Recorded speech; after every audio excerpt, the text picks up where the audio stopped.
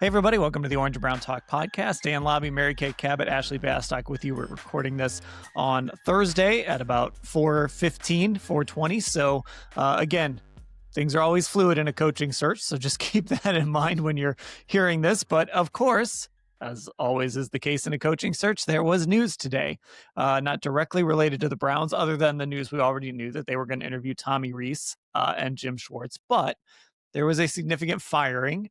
And that was Mike McDaniel, former Browns wide receivers coach.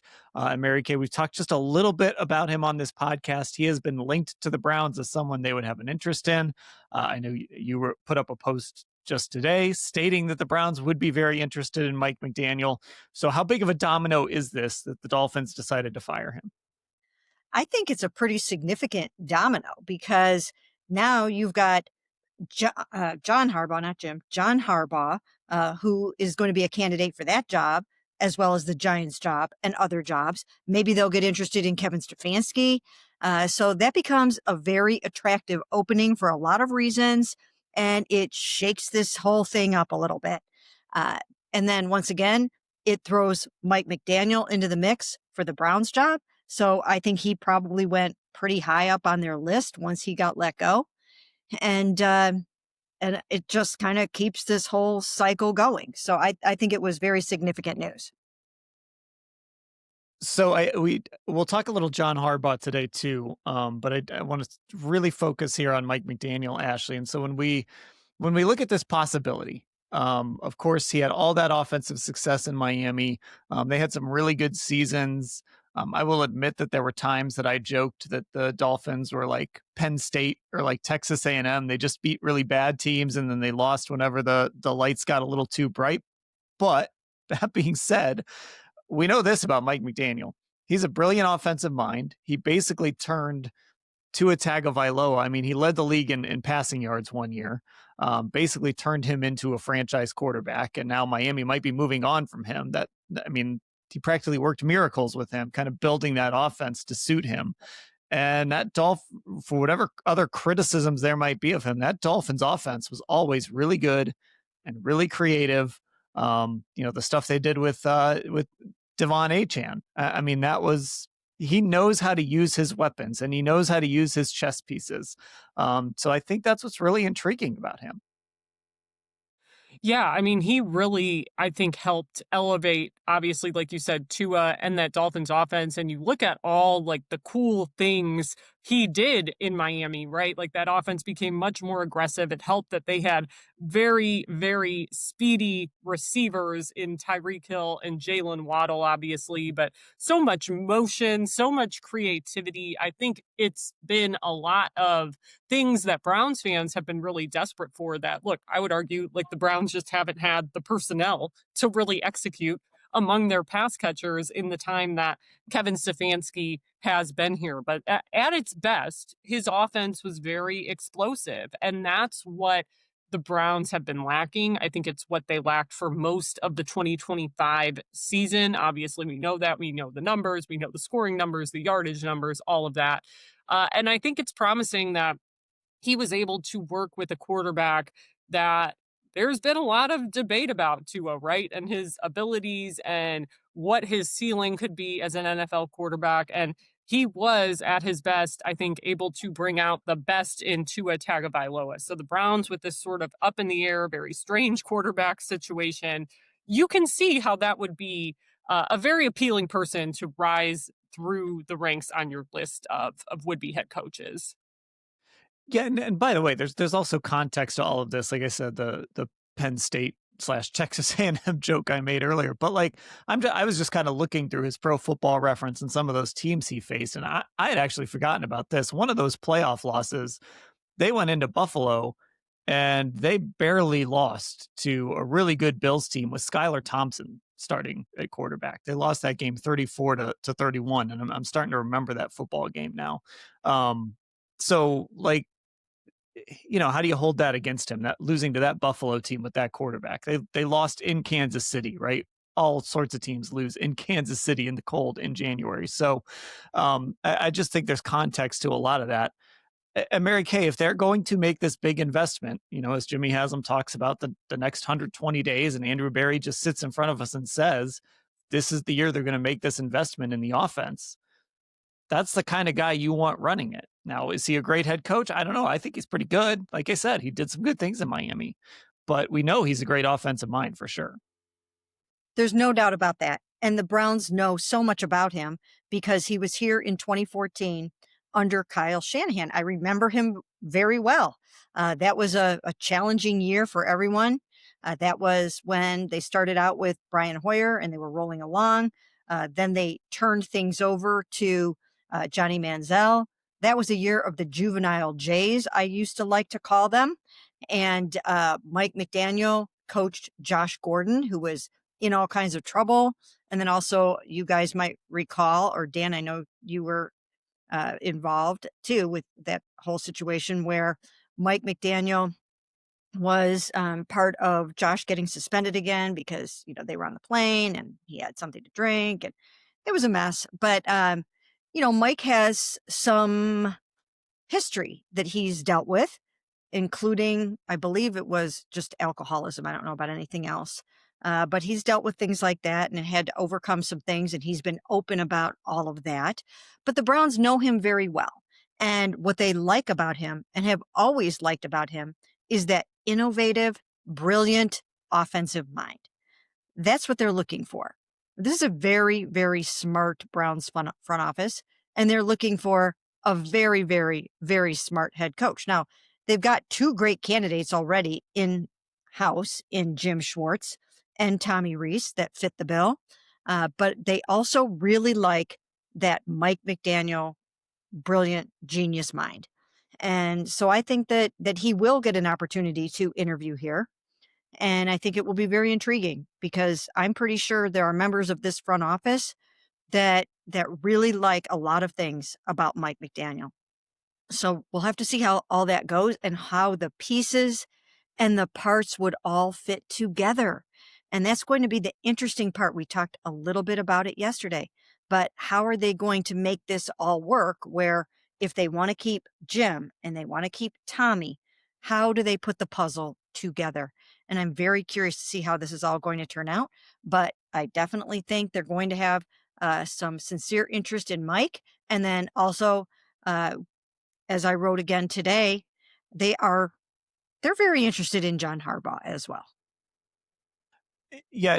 So now my memory is just this Bills Dolphins playoff game. I've just gone down the rabbit hole while we've been talking. That might have been the alleged vape game, if I remember right too. But that's vaguely what I remember from that game. I just think, Ashley, when we talk about potentially, I don't want to say seamless transitions because obviously they'd have to figure out, what he would want to do with this offensive staff as far as Tommy is concerned, some of the guys in the building already, what he'd want to do with them. But I could imagine that they could sell Jim Schwartz and this defense to Mike McDaniel pretty easily. Like, hey, you come in, you run this offense.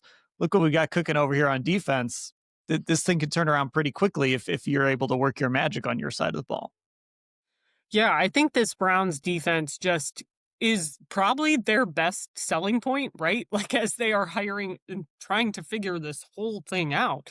Other teams, have better quarterback situations to sell potential candidates, right? I would argue like the Giants. You can even make the argument that the Titans and Cam Ward, that's certainly, I think, going to be an appealing option for some people. And the Browns don't have that. But what the Browns do have is one of the best defenses in the league, the best defense over a 3-year period in just about every major metric you can find.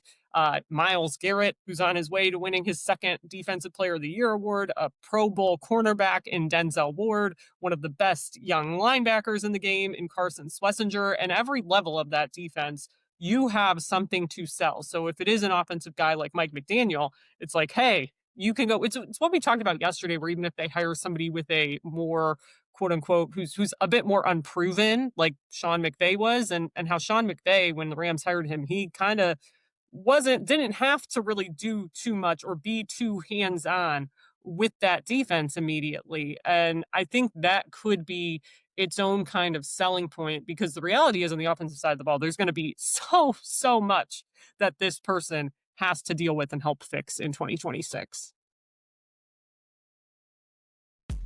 Okay, so let's shift gears and let's spend a little more time on John Harbaugh then, because like you said today, Mary Kay, they are doing their due diligence on John Harbaugh, and I've seen this narrative out there about the Browns, and I know the Athletic. I think it was maybe in a newsletter they ranked. This was before the Ravens job came open. This was very early in the process of all these coaching changes, but they ranked the Browns as the worst of, at the time, 6 openings. And I thought that was strange. Like, I mean, look, I can see the flaws when you look at this team and you don't have a quarterback in place, right? There are things when you look at this team where you're like, yeah, that's not awesome. But I think there are things you could sell on this job. And I think there are things you could sell on this job to John Harbaugh. I don't think it's the worst opening out there. It, First of all, the defense, like we talked about, but also John Harbaugh, look, he's a Harbaugh. He's that football guy. He's kind of got that old school mentality. But one of the things in Baltimore that he really became known for was kind of embracing the analytics side of things and embracing the data side of things. And Baltimore is an organization that is very data driven and very analytics driven. We know how much the Browns are in on that side of things, maybe a little too much at times. But to me, if the Browns could sit down with John Harbaugh and just have an opportunity to sell him on, we have this great defense, we have these assets to build up the offense. We'll let you hire who you want as your coordinators. Here's Jimmy's checkbook. I mentioned the Gruden contract. It was 10 years, 100 million. They'd have to pay him more per year than that, probably. But I don't know if you're talking 20 million, 25 million, but there's no salary cap on coaches. So go for it. I think they could sell John Harbaugh on this job to the point where he would take it. I don't know, but I think enough that he would have to think about it if they got him in that building and had a chance to sell this to him. I absolutely 100% think so. He has a great affinity for this area.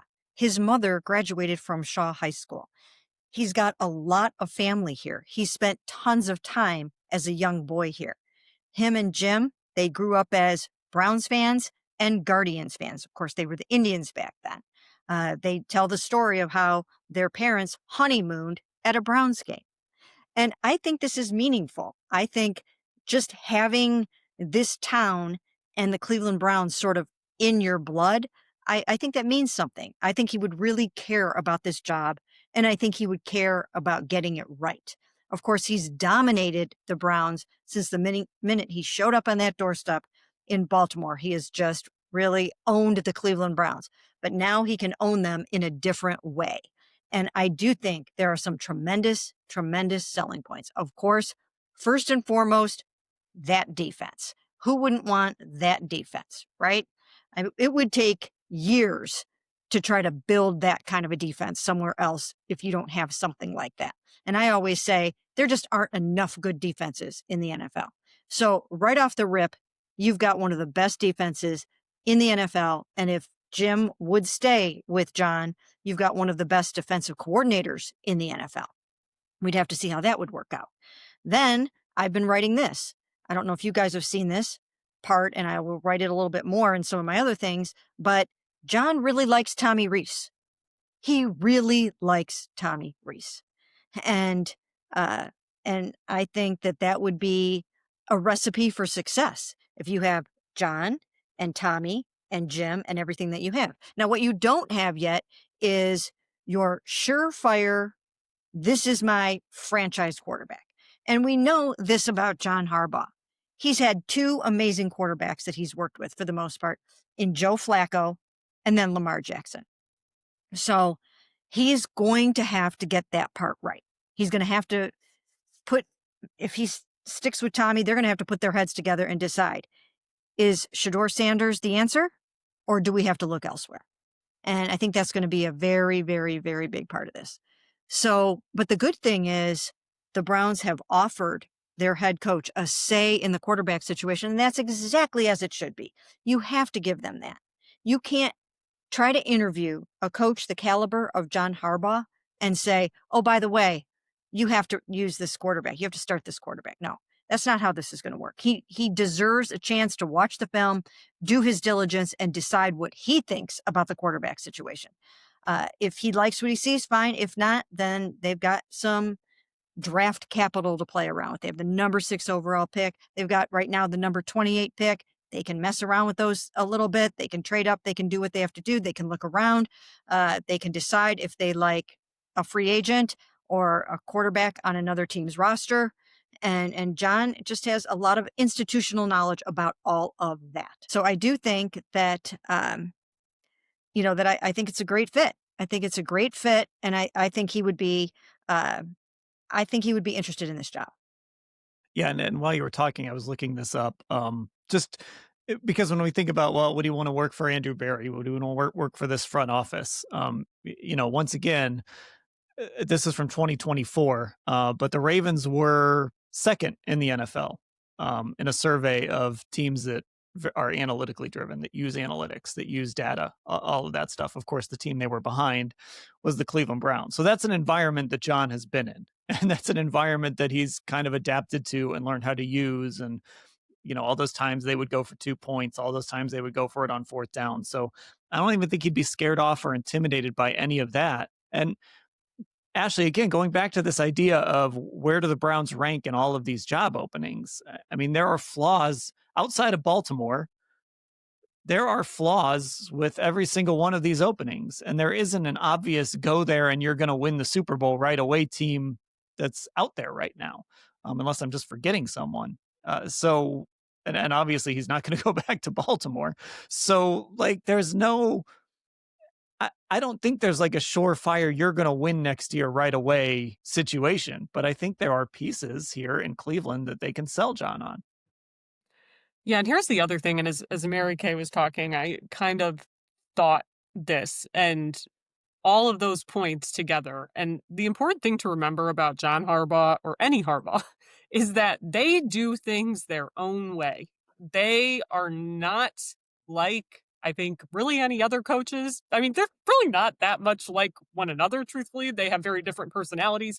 Obviously, I covered Jim when he was at Michigan. He is very different from John. He's much more quirky. But that being said, they will go against the grain when they see fit. I mean, look at how John Harbaugh is handling this process so far and all the reporting that's already come out. He's not even doing interviews until next week, and he's the most in-demand candidate, right? Like, they will do things at their own pace. John will do things at his own pace. He has earned that.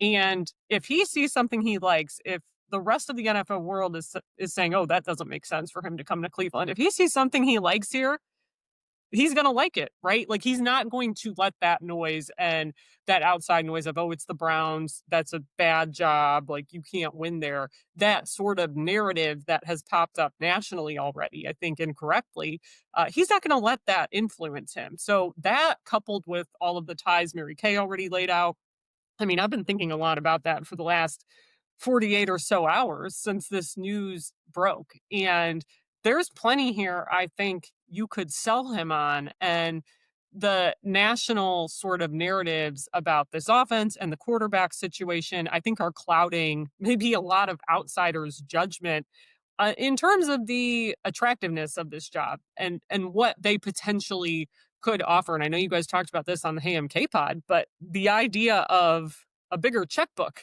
than a lot of places have too is going to potentially be a big factor here, I think.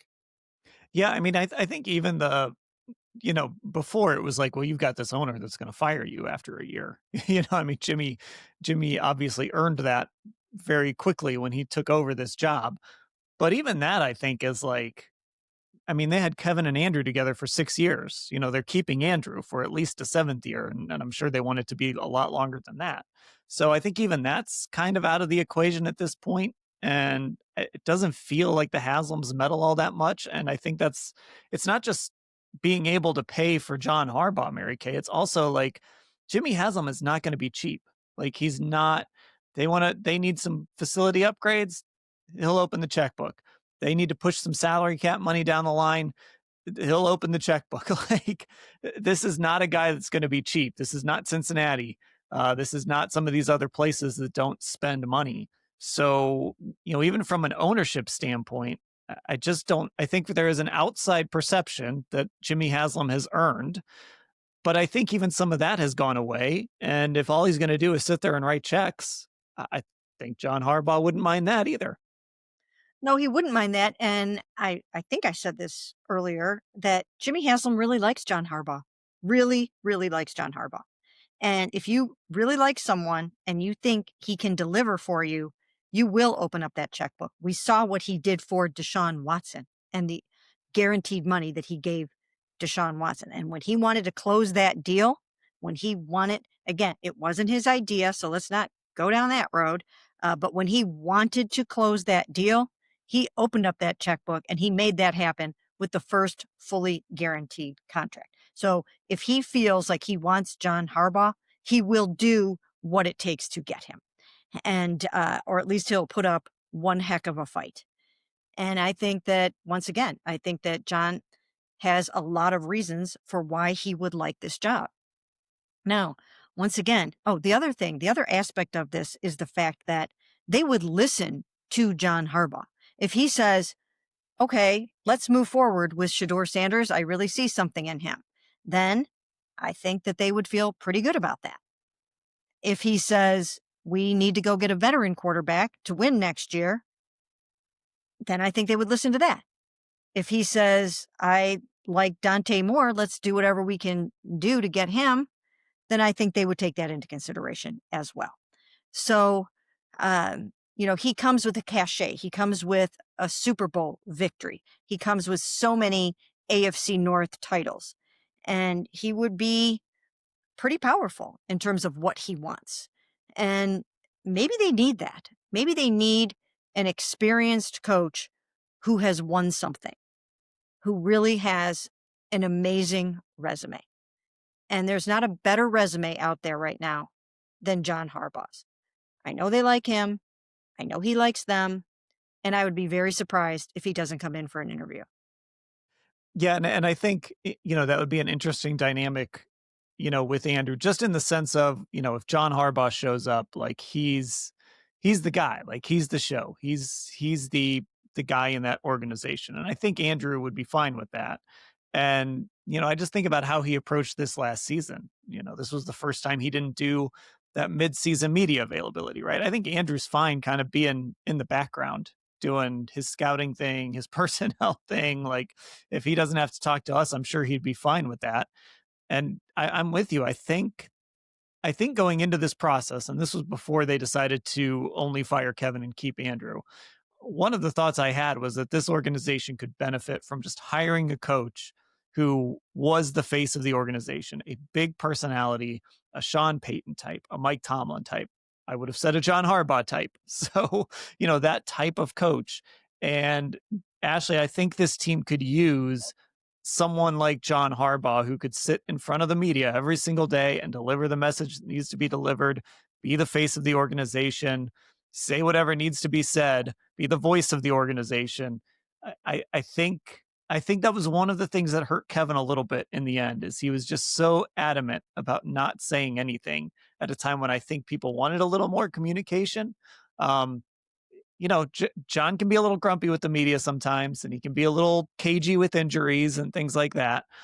But this is the sort of guy that can speak for an organization. I think they could use that.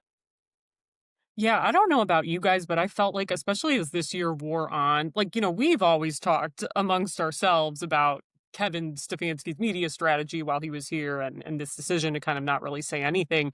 But it felt like, to me, I was just seeing more and more visceral sort of fan pushback by that. And I think that pushback really fueled this narrative of, like, that they viewed it as Kevin Stefanski is not willing to hold anyone accountable, or he's not holding himself accountable. And, like, I don't think that's what it was or what was happening, but John Harbaugh is just very different in terms of how he conducts those interviews and deals with the media, that I don't think that sort of narrative would ever really emerge with him. And you couple that with the fact of, not only do I think he's a better messenger, but, like, just perfectly poised to kind of fix, I think, a lot of the issues with this team right now. Like, You don't really have to do much about the defense. They really need to restructure this offense and special teams, which obviously his background is in special teams. But I know Mary Kay's written about this, but the fact that like those Ravens offenses, you think about everything John Harbaugh now has been involved with analytics, right?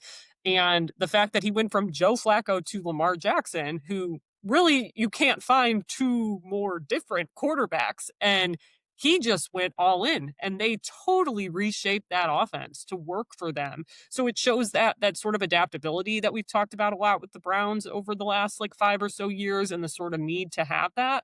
So I mean, I think all those things like make him the sort of dream candidate right now. And it's why he's the most popular candidate this coaching cycle for sure. Mary Kay, I want to ask you this before we go, just because it's so John Harbaugh related, and it happened like it all kind of happened on the same day when we recorded that Hey MK pod. Is the Todd Monken request at all related to the Browns' interest in John Harbaugh? I know they requested him before Harbaugh officially got fired, but do you think there's like my conspiracy brain is working here? Are those two related at all? Could be. They very well could be. Because again, when you're putting this whole puzzle together and you have to figure out who is staying and who is going and who your coordinators are going to end up being and who your head coach is and whatnot, he could factor in somehow. So I haven't seen him getting any other interview requests yet, except for this Cleveland Browns one. So, and we know, and we've seen reporting that John did not want to let him go. And that was one of the points of contention, reportedly, for why he did not end up staying in Baltimore, John. So I do think there is a world in which maybe John wants Todd to come with him if it ends up that he takes the job. Maybe that they come as a package deal. But again, like I said before, I know that John also really likes Tommy. So not sure how this is all going to work out and where this is all going to go. But I do think that there probably was some connection for why they ended up wanting to bring Todd Monken in. Now, Todd's a great offensive coordinator in his own right and has done a wonderful job.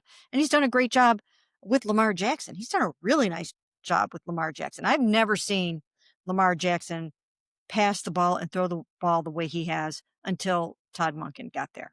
I just thought that Todd took him to the next level in that regard. And it would actually be pretty cool if Todd could get another chance to get it right here, because that was a horrible year for him in 2019. He was the offensive coordinator, but he didn't get a chance to call plays and everything was a mess. And he tried to hold it all together as best he could. It was a very challenging situation. And, if he had a chance to come back here and get it right, I think he would probably appreciate that opportunity. Ashley, how are you holding up in your first coaching search here? We're about not quite a week in, but how are we doing over there? I'm grateful that I haven't had one before now because it is everything I imagine. And when I've heard other colleagues at the college level or NFL level talk about coaching searches and how just brutal they are, I think it's one of those things you can't understand until you're in it. So it's just news nonstop, just nonstop news. And it somehow all relates back to the Cleveland Browns. Always. Well, we're just getting started here. So that's the really good news for you. Just wait. I mean, this could lead to coordinator searches, position coach search. Like this has all sorts of tentacles. So who knows? Okay. We are going to wrap things up there on the Orange and Brown Talk podcast. Get subscribed on Apple Podcasts and Spotify. Find us on YouTube, Cleveland Browns on cleveland.com. And of course, if you're not following us on Instagram, it's Orange and Brown Talk and our Twitter's Orange and Brown Talk. For Mary Kay and Ashley, I'm Dan. Thanks for listening, everybody.